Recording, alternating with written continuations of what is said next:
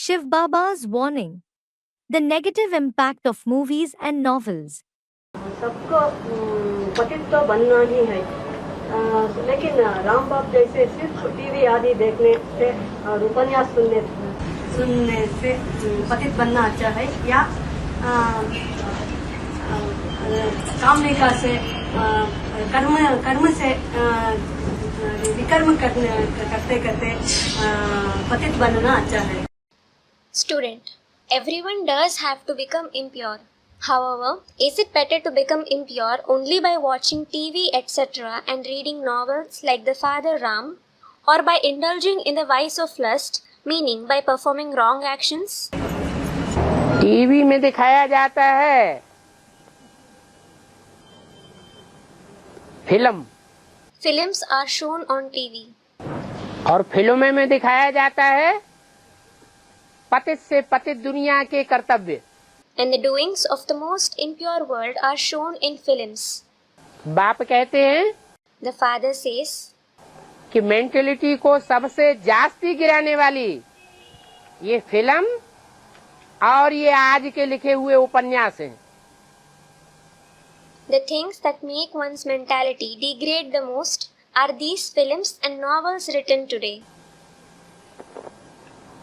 जिन उपन्यासों के पढ़ने से और उन फिल्मों को देखने से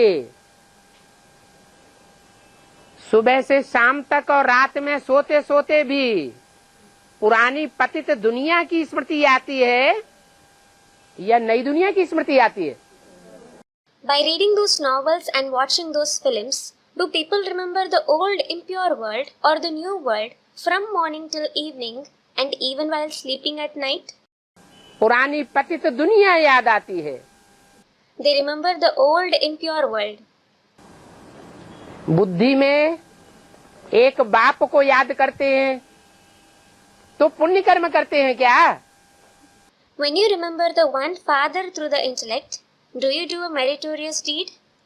न पुण्य कर्म करते हैं न पाप कर्म करते हैं, बाप को याद करते हैं. You neither do a meritorious deed nor do you perform a sinful action. You remember the father. फिर संग का रंग किसका लगता है? Then whose company are you colored by? बाप का संग का रंग लगता है.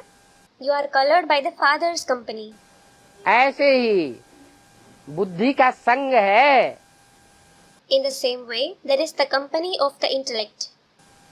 संग का रंग आत्मा को लगता है.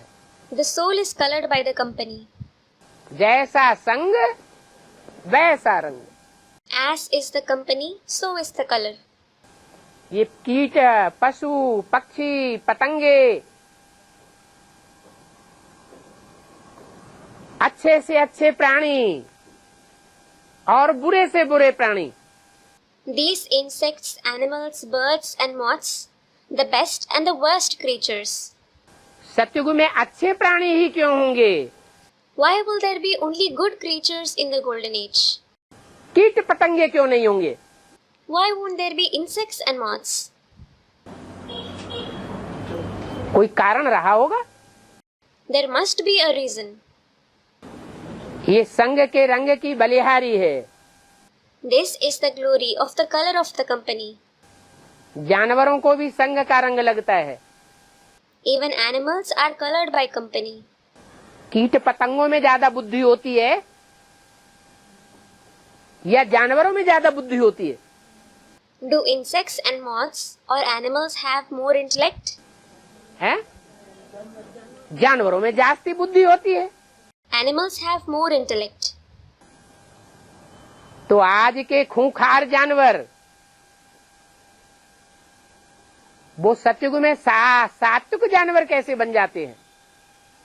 How do today's fierce animals become sattvic in the golden age? उनको मनुष्यों के वाइब्रेशन का असर पड़ जाता है. The vibrations of the human beings affect them. मनुष्य का वाइब्रेशन कब बनेगा? When will the vibrations of the human beings be created? जब सारी मनुष्य सृष्टि की मनुष्य जाति एक बाप की याद में रहने लगेगी. When the entire humankind stabilizes in the remembrance of the one Father, तो याद से वातावरण बन जाता है. The atmosphere is created through remembrance. Ever pure बाप जो प्रैक्टिकल में पार्ट बजाने वाला है, उसके वाइब्रेशन के संग का रंग लेने वाले बन जाते हैं। The ever pure father who plays a part in practice, they become those who are colored by the company of his vibrations. तो जो नीचे से नीचे पार्ट बजाने वाले फिल्मों में दिखाए जाते हैं, उपन्यासों में पढ़े जाते हैं, उनका संग का रंग बुद्धि को लगेगा तो आत्मा नीचे गिरेगी या ऊपर उठेगी। So, when the intellect is colored by the company of those who are shown playing the lowest part in films, those about whom you read in novels, will the soul degrade or rise? नीचे गिरेगी। It will degrade. इसलिए बाप बताते हैं This is why the father says कि दुनिया की हर चीज पहले सतो प्रधान होती है और बाद में तमो प्रधान होती है। everything of the world is initially sato pradhan and becomes tamo pradhan later on. तो मुरलियों में पुराने गीत ही क्यों लिए जाते हैं फिल्मों के? Why are only old film songs mentioned in the Murlis? क्योंकि शुरुआत में जब फिल्में भी बनी थी तो बनाने वाले और वो फिल्में और वो पार्ट बजाने वाले फिल्म में वो सब सतो प्रधान स्टेज में थे। It is because when the films were also initially made, the producers, the films and the actors who played part in those films were all in the Sato Pradhan stage. बाद में फिल्में भी तमो प्रधान बन गई और उपन्यास भी तमो प्रधान बन गए। Later on, the films as well as novels became Tamo Pradhan. इसलिए बोला This is why it was said कि सबसे जास्ती मन बुद्धि रूपी आत्मा को नीचे ले जाने वाली फिल्म और उपन्यास है। films and novels degrade the mind and intellect in the form of the soul the most. भूल से इनको छूना भी नहीं चाहिए। You shouldn't even touch them by mistake.